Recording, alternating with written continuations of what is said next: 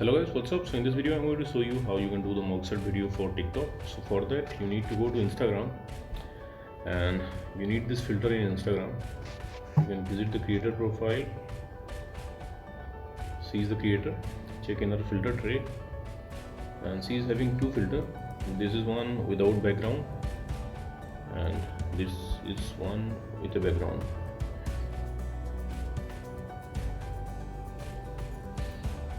Okay, so this is the filter. You can make a video here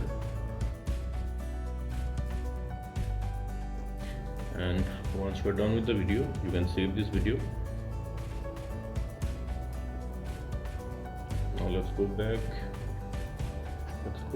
to TikTok. Now let's go to upload and we got the video. Select it, hit next,